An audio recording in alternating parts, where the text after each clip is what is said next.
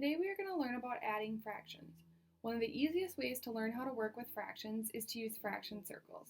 I'm going to show you a step-by-step process to add fractions with the same denominator and fractions with different denominators. Hopefully by the end of this video you will feel confident enough to add fractions without needing the fraction circles in front of you. Our first problem is going to be 1/4 plus 1/4, or using fraction circles, 1 yellow plus 1 yellow. These two pieces put together equals 2/4. For this video, we are not going to simplify our fraction, so our answer is 2/4. Our next example is going to be 1/2 plus 1/4, or 1 brown plus 1 yellow. In this case, getting our answer isn't as easy. Notice how we have two different colors? We want our answer to be all one color. The nice thing about this problem is that notice how 1 yellow fits onto 1 brown and covers exactly 1/2. That means that 2 yellows fit perfectly on 1 brown. So then we can conclude that 2 yellows equals 1 brown, or 2 yellows 1/2 plus 1/4 equals 3 yellows, or 1, 2, 3/4. So our answer for this problem is 3/4. Our third example is 3/4 plus 1/8. That is 1, 2, 3 yellows. We'll put this down here to make it easier. And 1 red.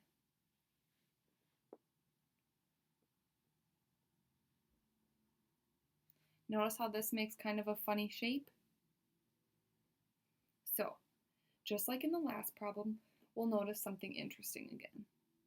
1 red fits perfectly onto 1 yellow and covers 1/2 exactly.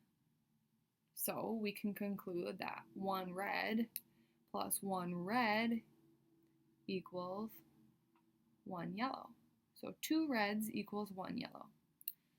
So let's lay out our problem, and we're going to lay reds on top of all of our yellows until we cover the whole thing. So 1 red, 2 reds for this yellow piece, 1 red plus 1 red for this yellow piece, and 1 red plus 1 red for this yellow piece. Notice how this whole piece right here is the same size as the piece that we started with, our 1, 2, 3 yellows and 1 red. So now we're going to count these up. We know that 1 red is equal to 1/8. So 1/8, 2/8, 3/8, 4/8, 5/8, 6/8, 7/8. So 1, 2, 3/4 plus 1/8 equals 7/8. Our last problem is a little bit trickier. This is because the denominators of these two fractions don't fit as easily together as the denominators of our last fractions. You'll notice why in a minute.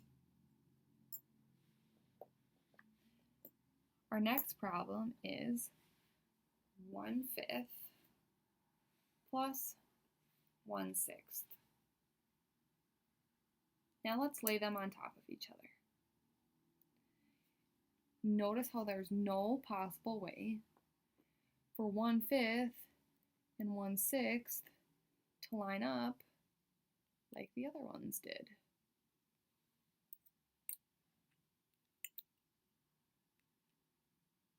This means that we're going to have to find a whole new denominator or whole new color when we're talking fraction circles in order to find our answer. The easiest way to go about this is to find a multiple of both 5 from 1/5 denominator and 6 from 1/6 denominator. So in math terms, this would be called the least common multiple. So let's start by thinking of multiples of 5. 5, 10, 15, 20, 25, 30, 35, 40. That gives us 8 to work with. And then let's find a bunch of multiples of 6. 6, 12, 18, 24, 30.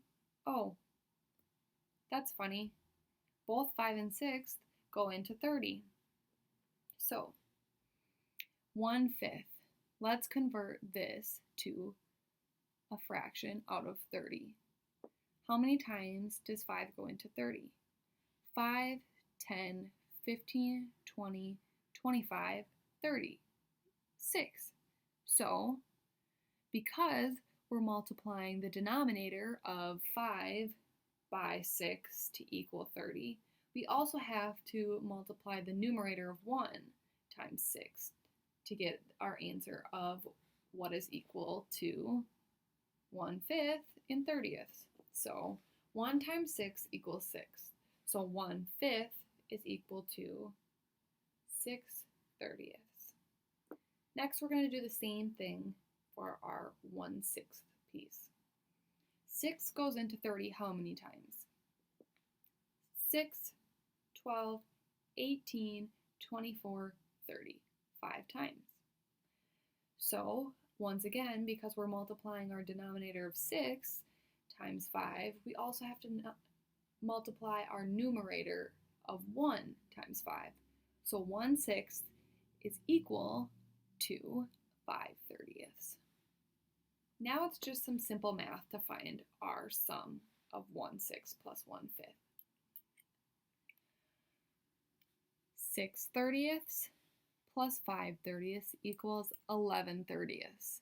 And unfortunately, we don't have fraction circles that are divided into 30ths. So while we can't see our answer right on these fraction circles, we know the math behind it. 11/30ths. Now I'm going to show you how to add fractions without having to use fraction circles at all. The problem we're going to do is 1/8 plus 1/10.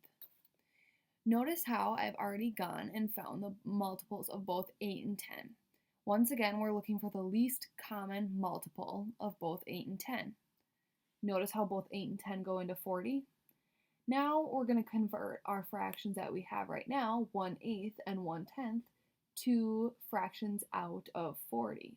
So in order to do this, we need to multiply both the numerator and the denominator of each fraction to find an equivalent. In this case, we're going to do 8 times 1, 2, 3, 4, 5. I'll write that down now. 8 times 5 equals 40. And because we're multiplying the denominator times 5, we also have to multiply the numerator by 5. So 1 times 5. See how I wrote that in? Next, we're going to convert 1/10 to a fraction out of 40.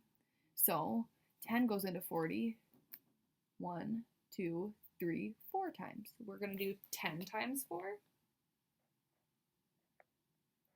And then we have to do the numerator as well. So 1 times 4. See how I wrote that in again? Now I'm going to find my equivalent fractions. This is just simple math. 1 times 5 equals 5. 8 times 5 equals 40. So 1/8 is equal to 5/40ths. Now I'm going to convert 1/10. 1 times 4 equals 4. 10 times 4 equals 40. So now we have 5/40ths plus 4/40ths. Once again, this next step is just simple math. Our denominator stays the same at 40. All we have to change now is our numerator, and that's just simple addition. 5 plus 4. 5 plus 4 equals 9.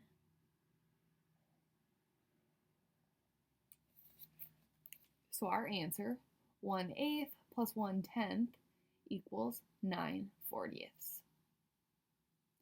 As you can see, we went from 1/8 plus 1/10 to 5/40 plus 4/40 equals 9/40. So 1/8 plus 1/10 equals 9/40. See how this is the same concept as fraction circles?